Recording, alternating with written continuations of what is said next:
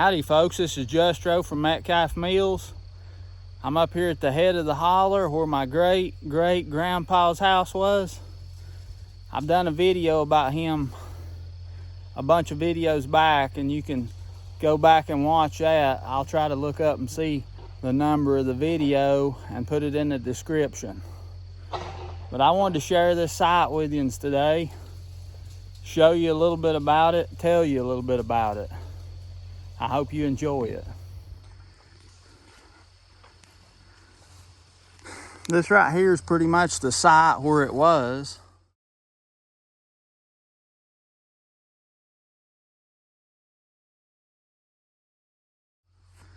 To my understanding, over here, there was a little barn over here of some kind, right in this corner. And up through here,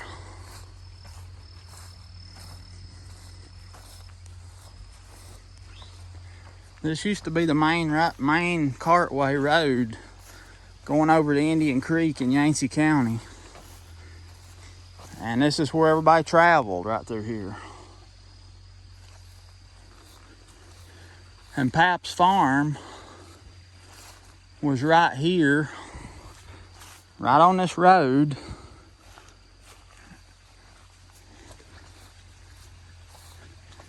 And I've heard the old timers talk about him and how he was. He said just about anybody that was walking through here traveling, because that's how everybody traveled back in, was walking. He would try to make them come in and eat with him. That's just how he was. They said everybody that come by, that's how he was.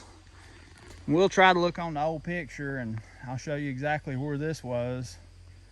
I think this right here was his old corn crib.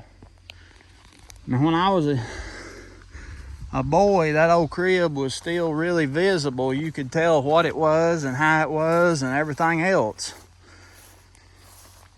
But now it's got down and the weather's just about got it. It's nearly gone, but let's see here.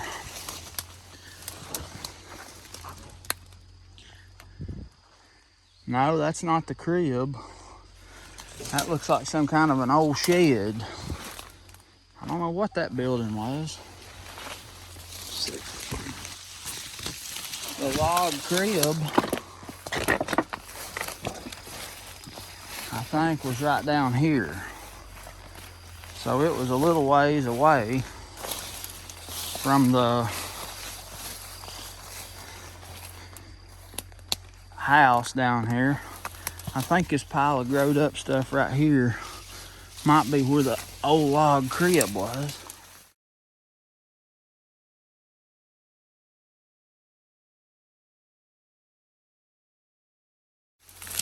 I don't see a sign of a log or nothing.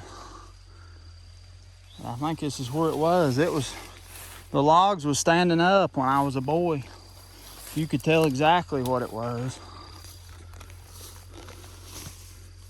But I ain't seeing it now.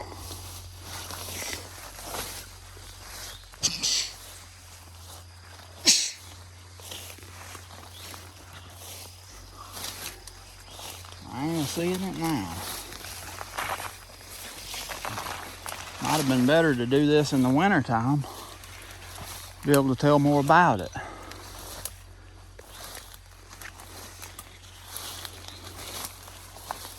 And I think right here, there's that old building there. I don't know what that was, but maybe we'll look on them pictures, see if we can figure it out. But the house stood right here.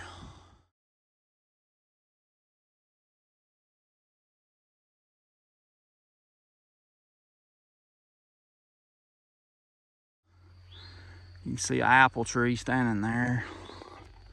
And everything was situated around here. Aunt Ruby told me that Pap had like I said, a barn over there in that corner somewhere. Might have been right out there.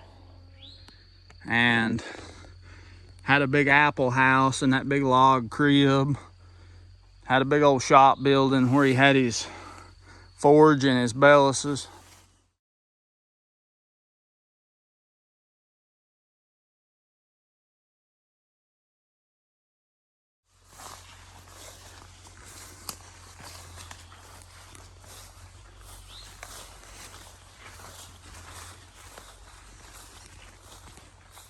But yeah, this was the main road up through here going across to Yancey County. And this may give us a little insight. Right here's a boxwood bush. A lot of the old home places had a boxwoods around them. We can probably look on the old pictures and figure out where that boxwood was. I think you can see a boxwood at the upper end of the porch on the left-hand side. That may or may not be the same one, I don't know.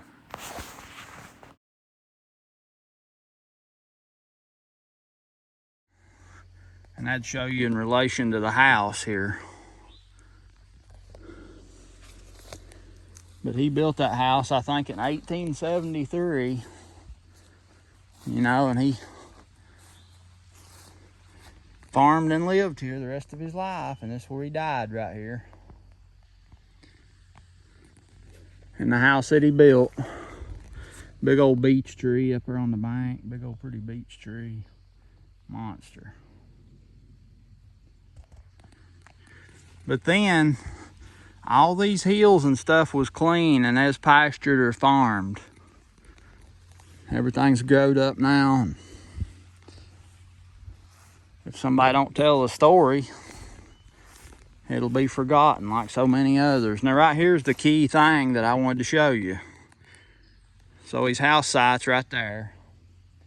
Well, right out through here, if you could just see all the tracks that's been made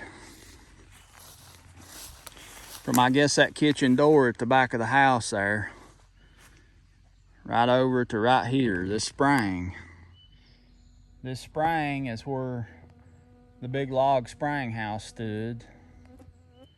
And this spring is where Aunt Ruby told me that Grandma kept all of her crocks with her pickled vegetables and everything else in there. Man, this is a piece of history, gosh almighty. But I've cleaned this out a few times and some rocks have been knocked around here. I don't know, maybe bush hogging or something. Somebody's knocked them over in here, but you can see here how Pat built this spring, and this is done in the late 1870s is when he done this, I'm sure, because that's when he built his house. I mean, just to look at these rocks here, I think that my great-great-grandpa put them in here and fixed this spring. See how he laid them rocks back in there? Put that big rock across the top up here for a shelf. See, they had a big shelf right here that they could set stuff on. And I used to come up here and clean this spring out once in a while. That's poison oak there. I don't want to dig too deep. It usually don't bother me, but I ain't gonna push it today. Somebody's put a drain pipe in right here that the water can get out. I mean, it's just, these rocks right here, we might as well say, almost 150 years ago. 150 years ago. My great-great-grandpa put them in here. I don't know who helped him. But that spring, you can see how that thing's a running. I mean, it's a flowing. Look at that. I don't know how big a piece of water that'd be in a pipe, but it'd be pretty big. And used to, you could see how, if you can tell here, there's a little rock wall right along here. Right through there, it's just hard to see it, but it's there. The mossy rocks right up through there. So, I would think that the door would have been somewhere right here, on the end or on the side right here. And you'd walk, like I said, from the house, you can still see a path right out through here where it went. It'd come out here, probably stepped down in the spring house. Had probably a walkway, probably through the middle here.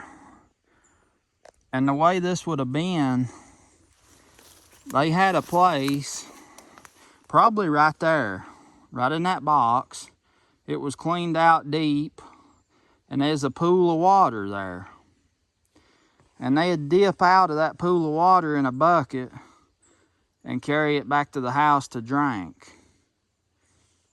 And also, down through here, they had a rock trough made where they'd set their vessels down in there with their milk and butter and stuff like that to keep it cold, keep it from ruining. And then they had that big shelf there above the spring, that big rock shelf. And she'd probably keep her Crocs sitting down this side over here next to this rock wall of all of her pickled beans and kraut and corn and everything like that that they pickled to keep it. And Aunt Ruby told me, she said they'd just come out here, or Mama would, Grandma, come out here to the spring house and just uncover her crock or whatever she wanted and dip out whatever she wanted to eat for that meal and take it back to the house. And they had a ready-made meal there. I mean, not ready-made, but I mean the stuff was just waiting on them to come dip it out and take it to the house to fix it and eat it. So call that fast, old-timey fast food. You know, stuff was just waiting on you to, you prepared it ahead of time and you had it when you needed it. And it didn't cost nothing to keep it. I mean, you didn't have to pay no price. This water running out of the ground here kept it cold for you. And it's, like I said, they dip the water out here. They kept her spring real clean. They kept a big pool where they could dip out and take it for drinking water. And this water now ain't even getting used. It's just running down through a pipe into the creek. But I sit here and look at this spring, and I think about all the people. They had a big family. I think it was, if I remember right, 14 in their family, and then their families had probably 10, 12, 14 kids. So you think about all the people that this spring right here give life to. And it's a treasure in my opinion, in my thoughts. It's a real treasure. And I don't even have words to tell you how much it means to me. 150 years ago, my great-great-grandpa dug this out, laid these rocks, and built a spring house here to provide for his family. And it's just amazing to me. And I've wanted to share this with you many a time, and I'm sure people walking up and down this road here, I'm sure that they would stop here and get them a drink of water, because that's how people was, you know. They was kind and dependent on each other and that kind of thing. That little bug flying around there, I'm looking for it. That's a tiny gnat, and it's getting magnified that much. Looks like a honeybee or something going at that camera. It must think the camera lens is eyeballs or something, but that's all right. It'll keep it out of my eyes. Big old birch tree right here. I don't know how long that's been here. I don't know if there was I figured there was a spring tree. Usually there was a big tree at where the spring was all the time. It shaded the spring house. Up there's that big old beech tree I was talking about. Big old beech tree. And I mean, just what a pretty place. What a pretty place. I wish I could have seen the old house, but like I said, my grandpa's brother took it down and sold it. Or he sold it and they took it down and moved it down to Lake Lure. It's still, I've been down there to see it. They built it right there on the bank of Lake Lure. We'll walk up here and look a little bit more where the house was. one of my cousins owns this place, and she told me I could come up here and look around anytime I wanted to. And it's right here's another rock wall going right around through here. I'd guess that was probably at the back of the house. And right here's some rocks, probably part of the foundation of the house. And a view to the spring from where the house was. I mean, you can kind of get an idea of what was. This rock wall looks to be pretty high right around through here. I don't know if that might have been the foundation that the house set on, maybe. That might have been the foundation for the house, because it's pretty tall.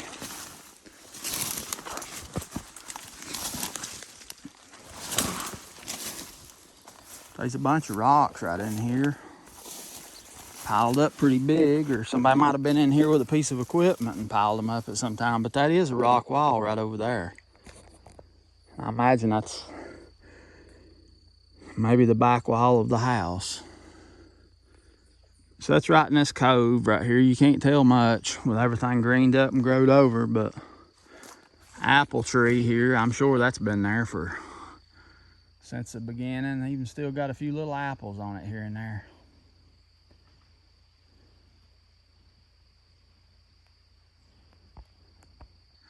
Maybe a Spitzberg trees. I just can't imagine how this place was when that log house was standing here. Walnut trees, big walnut trees right here. I don't know how long them's been there. I don't think they was there when Pap was here. He died in 1932.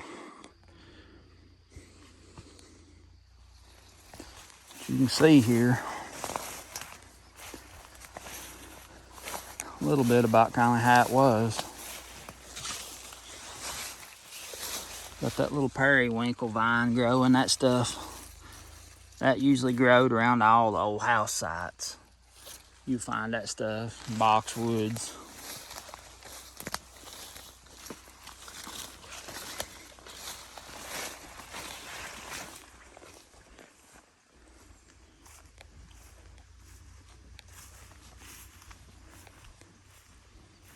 So over here looking back, right there's where the house was.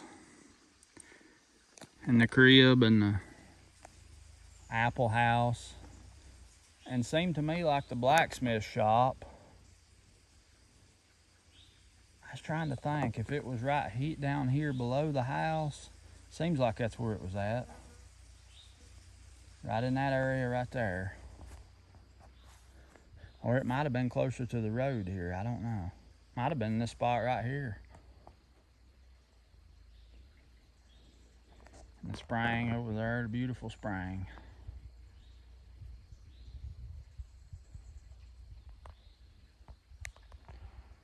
Just look what a pretty place, folks.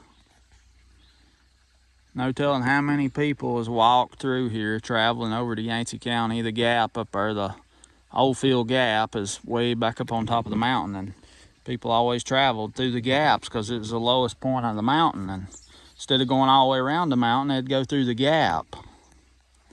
And about every gap had a name. They named them.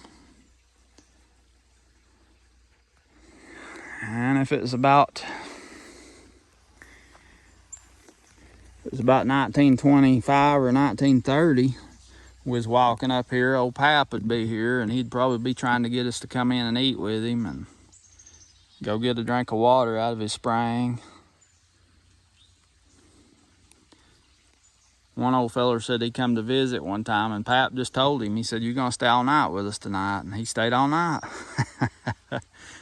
That's how he was, you know. I guess he loved people. It seems like he did, because he sure helped a lot of people. And how many people walking up and down the road at your house would you go try to make them come in and eat with you?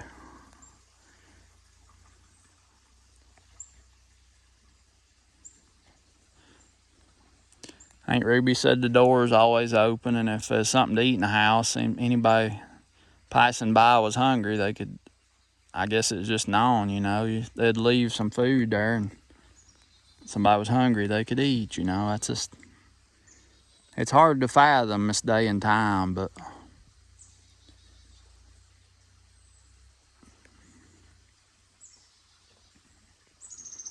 it's just the old home place of my great-great-grandpa, Joseph Hardy Metcalf.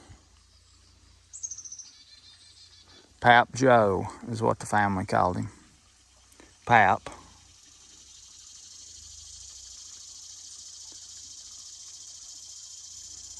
Like I've said in stories, he's a mountain doctor. He helped people. He saved a few people's life. Another story, when he died in 1932. Not 1932, 1936. 1936. They said when Pap died, an embalmer come to embalm him. I guess that was a new thing. Everybody thought you need to get it done or something, but the embalmer come and drained his blood out and embalmed him, and they said that the embalmer come over here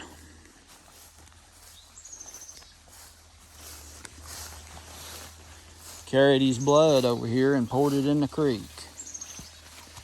Here's the creek running down here.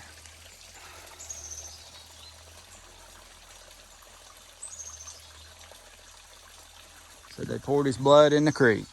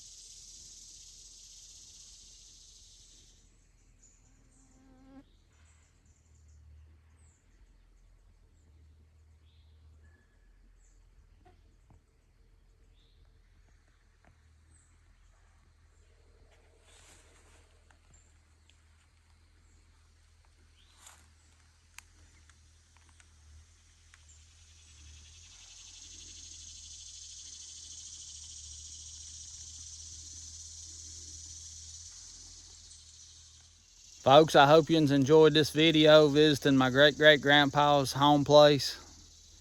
It's a real important place for me, and all the things I think about when I'm up here, you know, just looking around, and think I'd like to be there and see it all, but if I was there, I wouldn't be here. This is Justro at Metcalf Mills. Like this video if you did. Like it if you didn't. Either way, it's all right with me. Subscribe if you ain't already. Tell your friends about me. They might like some of this history and farming and pecking on millstones. I look forward to seeing you next time.